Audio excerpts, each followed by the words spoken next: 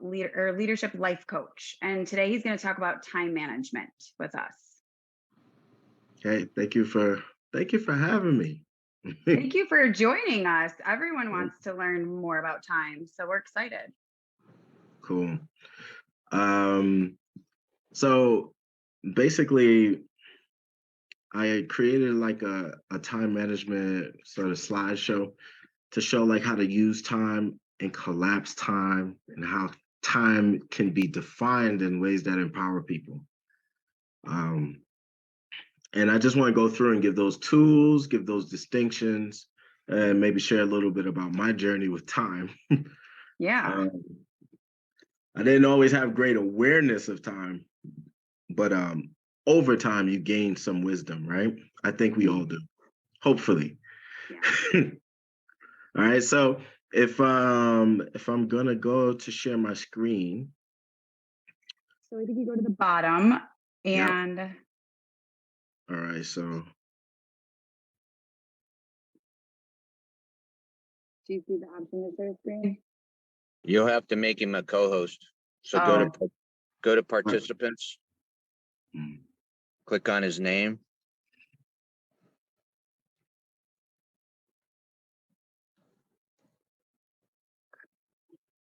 So at the bottom you see make participant. host. Yeah, Make host. make host or co-host. Okay. Now you And should have that option. I should have if the you option. Okay. if you make him host though, he'll have to turn that back to you.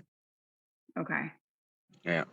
Are you able to see my wicked set of Yes. pages? Okay. All right. So I like teaching time management workshops because believe it or not, it's a misnomer that we can manage time. So it's a misnomer in that time is, it would be good if we could get some, if there was some way to you guys to interact with me, that's fine. Yeah, I will. Right? What Yeah. is that word that you just said? What does that mean? What word was that? Which word? What did you say? I forgot what you just said. You said M- time mi- is Misnomer. Is a misnomer. I don't know what that is. What's a misnomer? A misnomer is something that cannot happen, but you say it as if it could. Okay, like a belief, like a wanting to believe it. Yeah, it's kind of been it's not real, Hmm. but we believe it is, so it's somewhat real. So Okay. yeah, it's a widely believed falsehood. Okay. That's what a misnomer would be. So Okay. yeah, so it's a misnomer that we can manage time because time is actually like sort of like a ruler. It's sort of like a scale, and it is measuring the unfolding of all events, past, present, and future, all of this. So to think that you as a little human being have the ability to somehow manage that force of nature, which, if you believe that we live in a 4D construct, it's the fourth dimension, right? You have time, Hmm. space, and matter, right? So, Yeah. yeah, there's no way you can hope to master it or manage it or even put a cap or a nuzzle on it. So, Well, time isn't real, it's man-made. yeah, it's definitely a man made construct. Hmm. But a lot happens in time, and it's actually what we use to measure change. So that's one of the descriptions that I wanted to do, is because to define it will help you to know that it's futile to try to like become anxious over it, feel as though you're behind the eight ball. How many of us feel busy all the time? Busy, like Yeah. just overwhelmed, saturated, right? I I think, used to think I didn't have enough time. I mean, now I'm much better with my time because I've changed a lot of my thoughts around time. But I used to say that was my biggest problem. Like, I have so much to do and I'd never have enough time. never have enough time. Mm. I think we all have felt that way. Um, And the best way that a human being, like I broke it down, it is a man-made construct, but the best way that a human being can start to wrangle time is to spend time or invest time on where they are focused, where your focus lay. So when you bring an intentionality to where the focus lays, where you're placing your focus, your awareness, your attentions, then you can more master time, because more accurately we master our focus Mhm. and our awareness.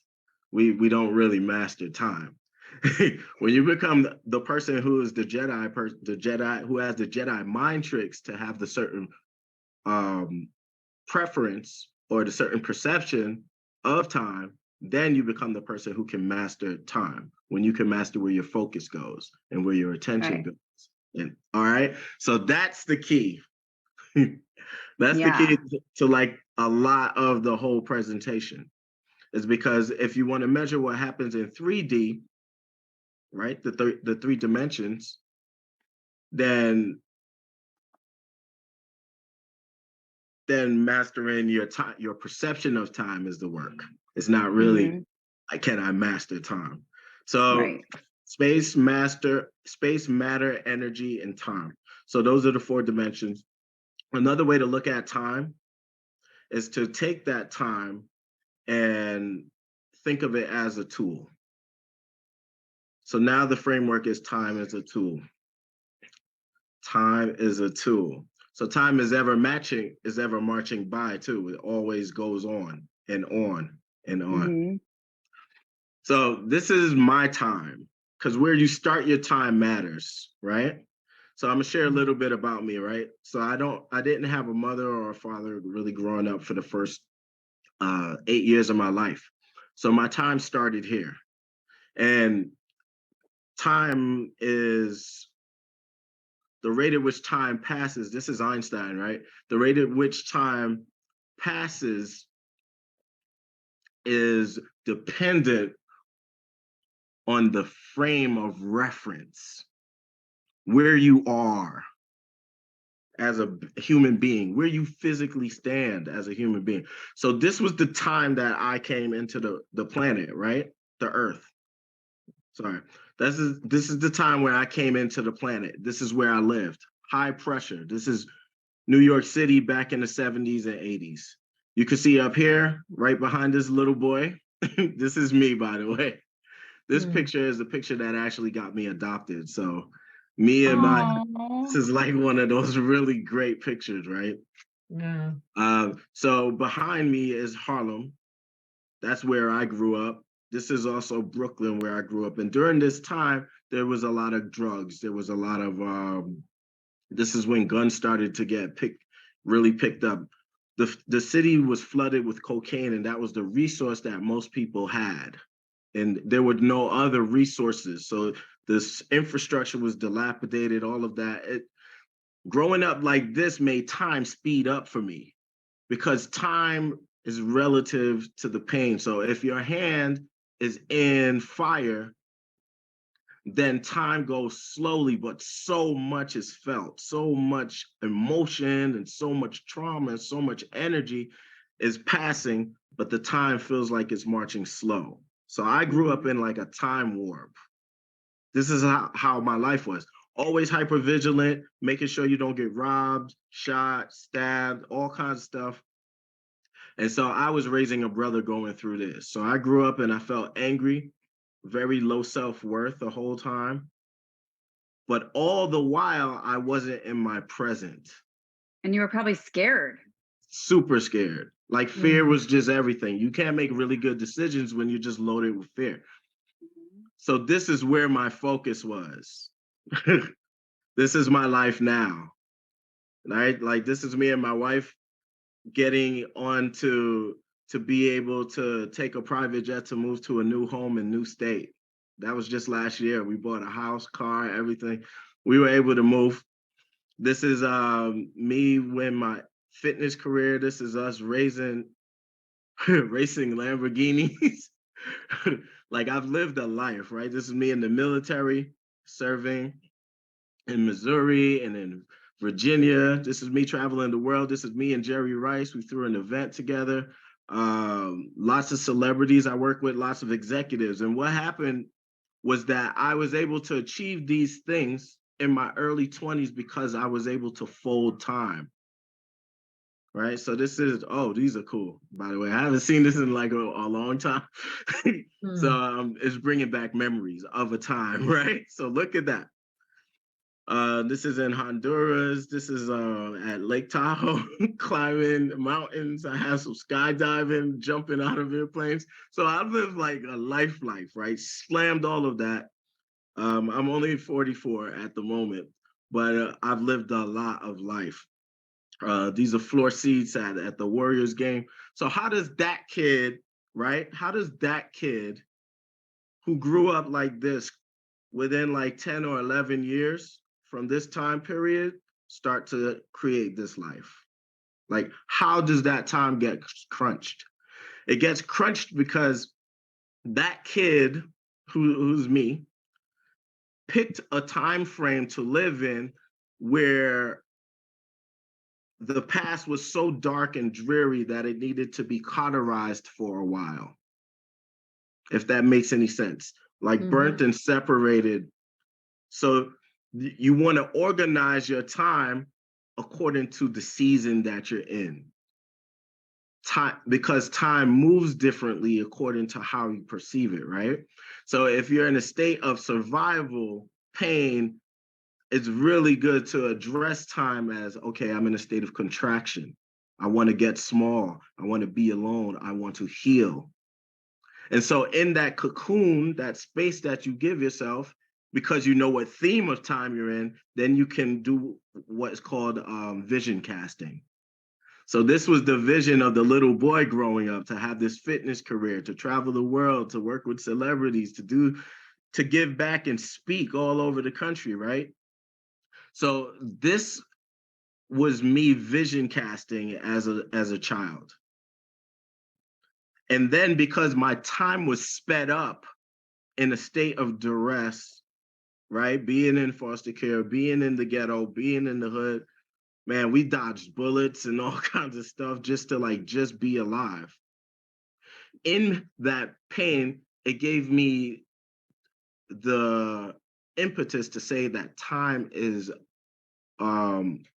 immeasurably valuable. Every second counts. So that's why I was able to get my first condo and first home at like age 22, paid off car age 22, because the early time was moving so fast that I could not afford to waste anything. So a day, and this is a technique that I learned later to be able to coach clients with, right? But you collapse a day into a week. So every day that passes now becomes the week. This is a framework of thinking of time if you need urgency in order to create, right? So remember, the theme is urgency. The theme is contraction, where you got to get small so that you can vision cast. Then that is the theme. How you would handle it and how you would live through it is an urgency state. So If how do that you makes it. vision cast? How do you vision cast then? So yep, vision cast. Vision casting has to go with sitting down in time and in space with no agenda, an empty slate, to be able to contemplate what is going on within you. So the reason why I wanted a business of my own, this is me in New York City, right? Right here. A business of my own that allowed me to go all over the place, to travel, to be this coach, was because I wanted to have freedom. So little Dre looked at this career and said, this is a career where there's freedom. How can I be free? And building up my body, see, that's me as a writer for Men's Health. They do things like this, right? So I built up this body as a result of feeling now I wanted protection. And at the same time, while building the body, it became the whole entire career. The building of the body led to the career, which led to the freedom. So everything was locked into the dream of that little boy who wanted the freedom and wanted the career and the protection. Do you see how Mhm. it's all timing together? Because people are Yeah. like, hey, Dre, you're so lucky. Like this happened by luck. It's like, no, I cast a vision from a place of darkness and small contraction. Would you say when you did the vision casting, did Yeah. you have all that part of your vision, or would you say that kind of things started surprising you, like how turning into the health, the fitness coach, like did that Yeah. surprise you because it wasn't So part of the vision? it the part that is surprising is the unfolding of it. Right. Yeah, like how it I've unfolded, probably. I've lived so long in the energy of the having of this life that by the time it came, it felt like I already had it for years. Yeah, it's like you quantum So, jumped. right, it's a quantum leap Mhm, quantum because, leap, like, quantum leap. yeah, because of, and the reason why the quantum leap happens is because the person who's at the origin of having the experience is not living in the current experience. They give Right. no regard to reality and give Yeah. all regard to the future. That's how Yeah. the vision. And so from the vision, a goal is birthed. Right. And it's That kind of and like, go ahead. a goal is structured every day, beginning, middle, end. That's how you collapse the time, is you have the Mhm. big vision and then the goal, and you execute on the goal. And what happens is when you have the vision and the goal and a clear space, you get divine downloads. Mhm. And that is the thing that says, oh, Dre, why don't you reach out to this guy who you know is a DJ who knows Jerry Rice's handlers? And so maybe you can call him and you guys put together your charity event. And like I'm sitting I'm sitting across the table from Jerry Rice and Ray Lewis and all of these football players, right? So it's like I got a divine download that said, hey, reach out to this person. But I wouldn't have had that if I hadn't set the goal of being this trainer and coach who works with kids in the community and speaks all across the nation. Like that was the Mhm. vision, but the goal was, who do I have to meet? That's Yeah. it collapsed. That's what collapsed the time. Who do I have to meet? For me to have the clarity to ask myself that question. And then who do Can I know that can get me there? Now, it seems to me like somewhere along the timeline of you vision casting, you discovered your worth and felt that you were worthy and knew that you were worthy of having this life. And I feel like that's very hard for a lot of people to believe Yeah, that they're worthy of, like, how could I ever do that? That's just not me, like imposter syndrome kind of thing. Where did you discover in the dark place, would you say? Would you say when you yeah. were kind of like, okay. In the dark place where I was abused, abandoned, like Hmm.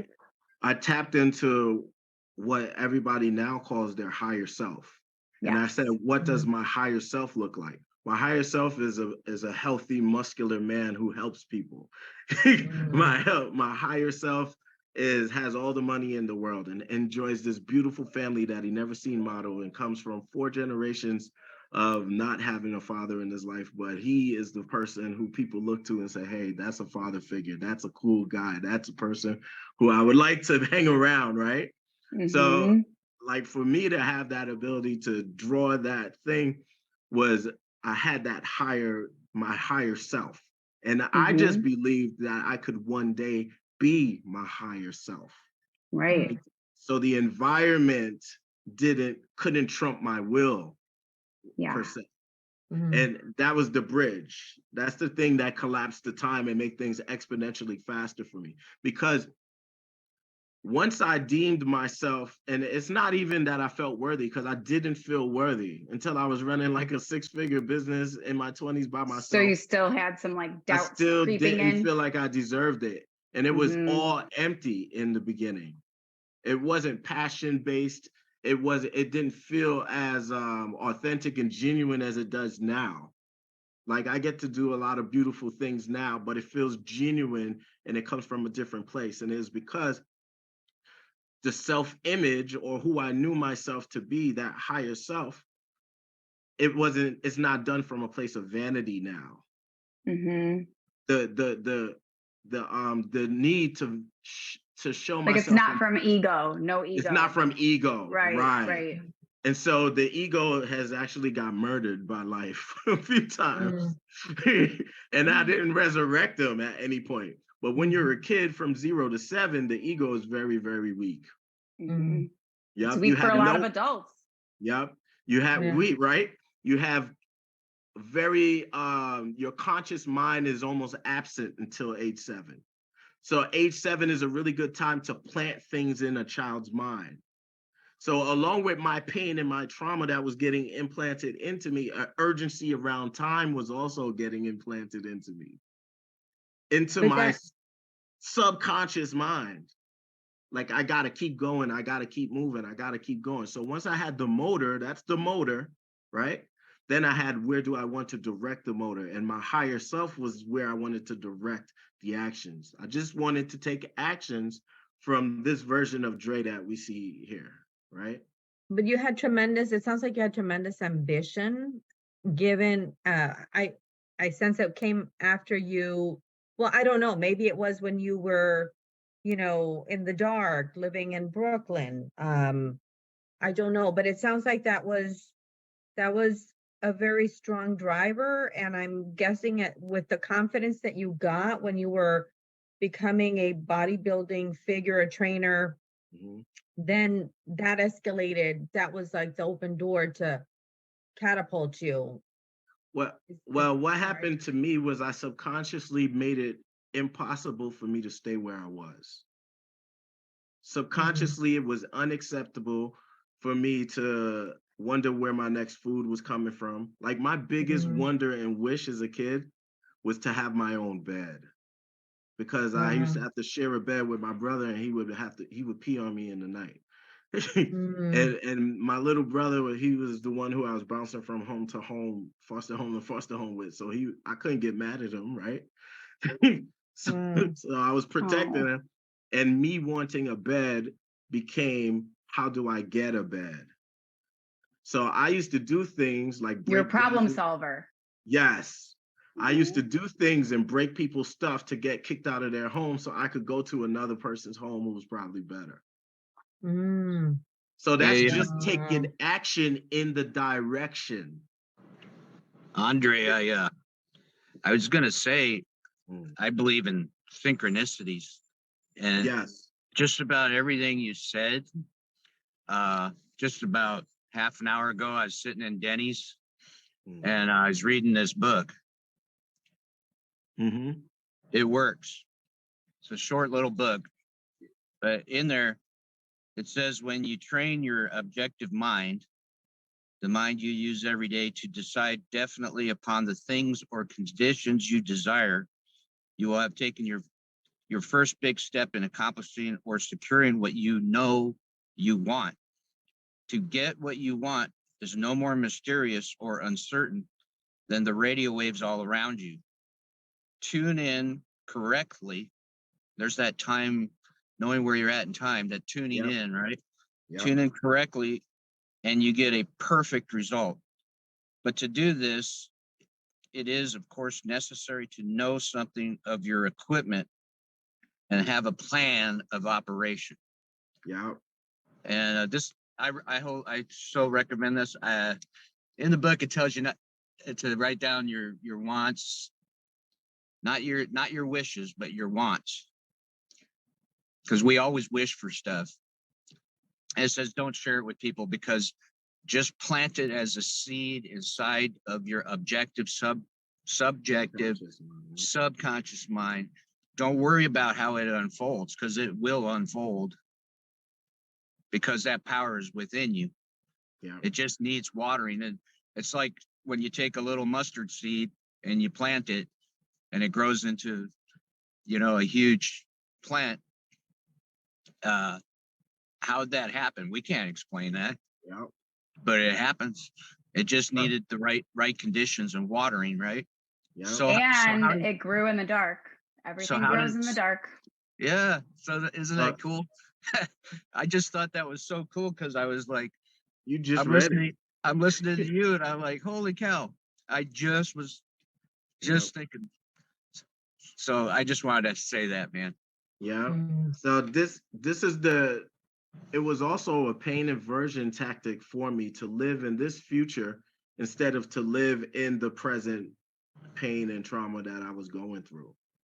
So that's why a lot of people who really go really, really far in different areas of life and defy all the odds, they come from really dark, dark pain and hurt and Mm. trauma. Mhm.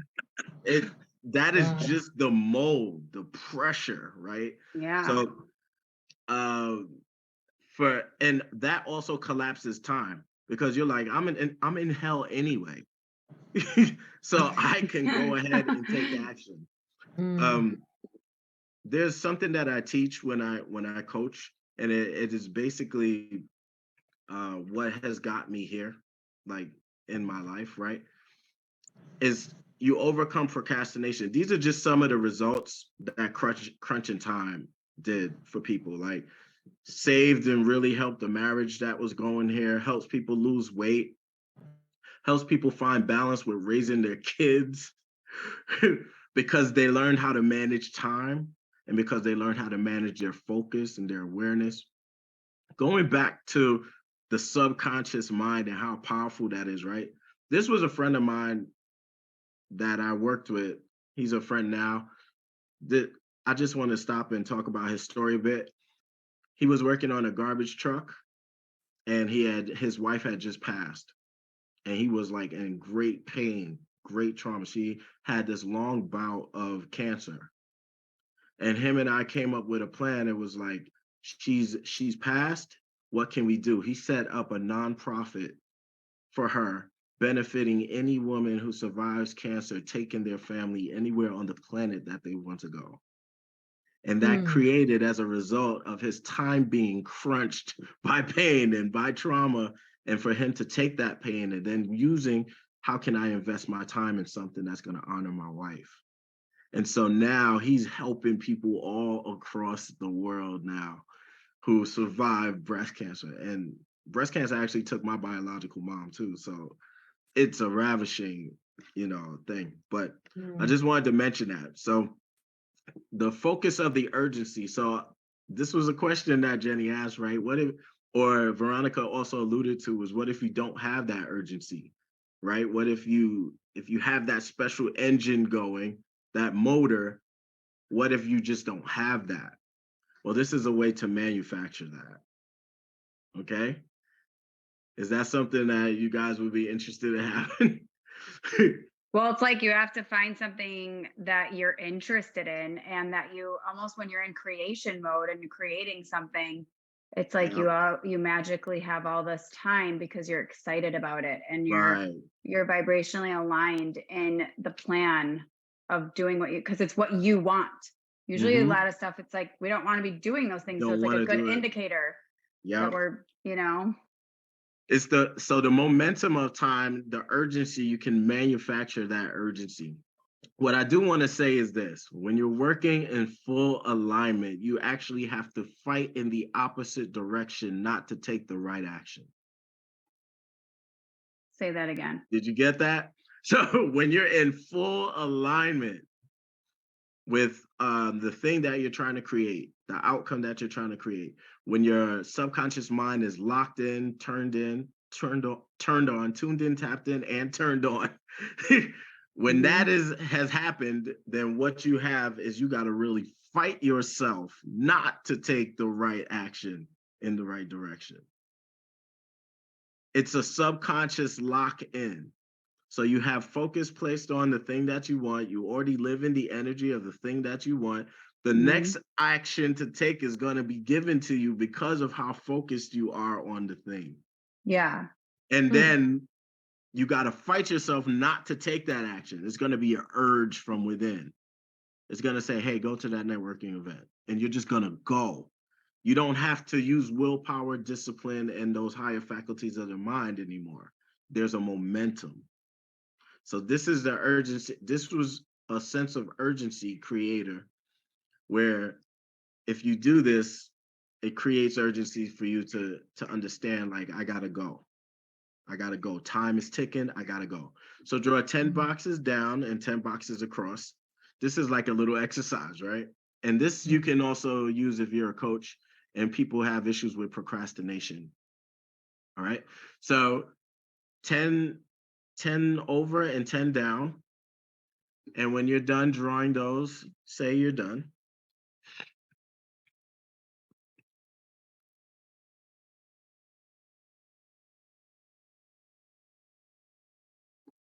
All right. So each one of these boxes is a year. This is a human who's lived a long, great life, has 100 years. And then we're going to use the averages, okay? So average life expectancy. So I'm going to go through some demographics and you would be able to know what demographic you're in. So average life expectancy of Black male is age 71. Black female 75. White male in America 75. White female in America 82. Hispanic 86. And these are all extrapolations of 3 different body parts, 3 different governing bodies. So that is this age range is according to that. And also Hispanic males 84. All right, so these ages, I want you to take from the bottom of these boxes how many boxes you should have off of the 100 to meet your number. All right, so for me, I'm going to take off the bottom row, which is 10. Another row, I'll darken that out. And so that's 20 years. And then I'll take out 9 of these. So now I would have 29 of these boxes here filled in. All right, because average life expectancy for a Black male would be 71 years old. All right, so I'll take 29 boxes off of the bottom. So 10, 20, and then 9. All right, then did everybody get their demographic? Everybody go through? So it would be 100 minus. So what I would say we could also use So when you said 71 for Black males, mhm. and you said take off 29 off the 100, right? So you basically took almost 3 boxes off. Am I getting that right? Almost 3 boxes from the bottom. Got. Okay. I don't have paper. I'm going to do this later, but I just want to understand what you do. Right. So that would all be dark. Then I've lived 44 years. So I would put an X in each one of the boxes. X, X. So that's 1, 2, 3, 4, all X's in each box. Then I would have 1, 2, 3, 4 X's in the box. Right? Do you get what I'm saying? Because that's how many years I lived. You'd have 3 left, 3 open boxes left. So the space in the middle, the 1, 2, 3, and the 1, that white space is my lifespan. What's left if I'm average? I would X out the average. Who wants to like put a cap on when you're gonna die? That's depressing. So even if you're 25 years old, when you do this box thing, it shows you in actual tangible force, like how time is gonna move so fast. You can't waste your time. Like I know. some people, it gives them anxiety, right? They're like, oh, if you really want to think it's depressing, Jenny, look at my age and Joe. Me and Joe we only got like 2 boxes left. So when I did this thing changed my framework for time again. I get it. Yeah, no, I get it's it. Like a full kick in the butt. Like this, You like realize like, whoa, that's all I have left. Like you're that's supposed to think like, oh my gosh, I better get cracking kind of thing. and you know why this is because we have a false sense of now. we Yeah. we hold a false sense of now, and because we have a false sense of now, we have an entitled future. We feel entitled to the future, Yeah. but it's Mhm. not true because we don't have this. We don't have a present sense of now. So time is malleable, and all of these boxes basically break that down. I don't want to go too far over, but I'm just introducing as many of these concepts as I can. So I'm not committed to finishing it. We get what we get to, right? So whatever that made you feel, because that made me feel a lot of things, that exercise, right? That exercise made me feel all kinds of stuff. So first I felt pressure. Second, I felt like, okay, the game is over. Like I was playing a game, like I was playing charades. Um, and also it gave me the sense of present, how present I have to be to everything. Mhm. So if you know that time is malleable, focus is the thing we're manipulating, right? So current perception makes time management hard or easy. How do you perceive time? Remember, if you perceive it as scarce, there's not enough, that perception is going to make it move a certain speed for you. So for me, growing up, I was already like every day is a week, every week is a month, every month is a year. That's the frame that I had. You know what that did for me though? It took all the sweetness out of my childhood. Mm, I was never present. mm, I had Mhm. all the things. I had the brand new car off the lot at age 24, owned the condo, the bachelor pad, making money, traveling the world, all of that empty. All of it was created and actually was empty. And it was because that current perception, I was never present. I was always in the future. That's an entrepreneur trap, by the way. That happens mhm, to us often. That's why I gravitated towards entrepreneurship in the first place. So your focus can increase if you know that time is malleable and that you can move it according to how you want to move it. You live in the time that you need to live in. Sometimes you do need to go to the past to remember who you were when you stood triumphant on an old mountain, and then bring that confidence and that swagger to the present moment so that you can invest in the present moment to create the future. But most Mhm. of us go back into the past, which is a whole timetable unto itself, to take the negative things and bring it into the present and then create more of the negative past in the future. So it's how do you time travel? I teach that too to all of Do you my know Joe Dispenza? Do you know who Joe yes. Dispenza is? Yeah, I Hmm. feel like he kind of talks a lot about that He too. does. Yeah. Absolutely. And And Eckhart Tolle. He's all about the yeah, present. Eckhart Tolle. And when I was a kid, I used to always be the person who would like be in the park in New York under a tree and then fall asleep. But I would always get into these dazes where I would daydream, and then a Mhm. few days later, I would be walking through that reality. Mhm. And I think that a lot of that had to come from those were the moments where I was in my present state. I was the Mhm. most present. So making fast decisions is also a great use of time. Most people get stuck in time because they can't make decisions Yeah. fast. Like decision making you could wait long enough till the opportunity passes you by and you never see it again, and it's rough. That has Right. happened to a lot of people, right? So here's one thing, a framework that saved me a lot of time, and I learned this when I was young. See, I learned a lot of things. It's almost like Slumdog Millionaire, like how his life just added up to him knowing these random questions. That kind of serendipity is what happens. That synchronicity is what happens. That's what was happening in my life. It's like I Mhm. learned this framework at like 10 or 11. It was anytime you face a problem or a big decision, you write down what you want first. I am a multimillionaire, right? That's what you want. Then instead of but, you replaced all the buts with and and then write what the problem is, or write down, but I don't know how. So I would say I am a multimillionaire, but I don't know how.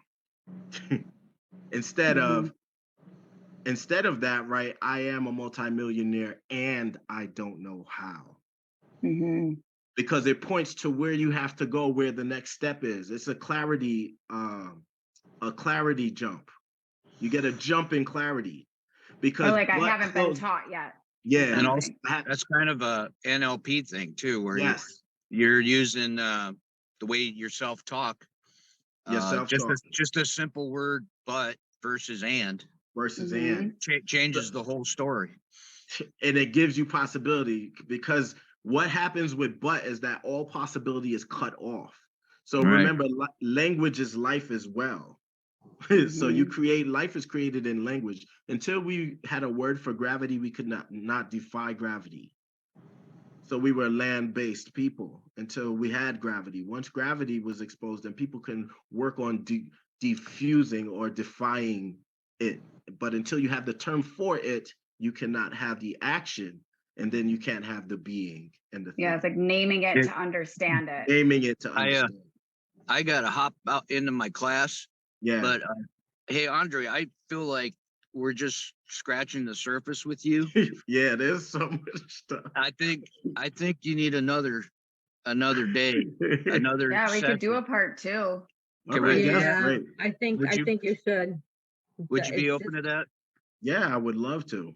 Okay, This let's shoot. information is what makes me happy, you know. Me. This group makes me happy. I love people like Yeah, you. thank you so Me much for inviting too. me, because all of you guys it's, make me happy. I'm like, people who actually think. Like I know. I I love it. love it. I'm like, you guys want to listen to me? Okay, I love being listened to. Well, I'm gonna hop off, guys. I'm sorry, but Jenny, you did a great job, and Andre too. Yeah. And you guys do whatever, do whatever. If you guys go over, it's fine. But I think we definitely need a part Yeah. 2. Yeah. I'll this just is get through this incredibly slide, valuable. and Yeah, then I'll do the wrap it up. slide and then we'll do a part 2 then. Okay, Okay. sounds All good. right, bye, Thank, Alex. Yep. thank you so much. Bye. Hi, Alex. Good luck with your mom. Bye, Veronica. Bye. Yeah. So yeah, so the but and the and, right? When I learned that at like 10 or 11. So can you imagine a kid who has that like as a tool? Yeah. So It- you said you shouldn't say but. What is the one you shouldn't say? all right, so you wanna say the thing that you want, Okay.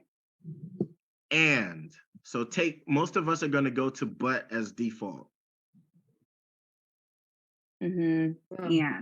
Okay. So, right? Like I want to have the most successful business in the world, but It's I the don't have crutch, the the resources. limiting, it limits you. It limits all possibility. Mhm. Right. Like you say it like, I want to meet the love of my life, but Mm. we Yeah. don't It's like it say, stops you.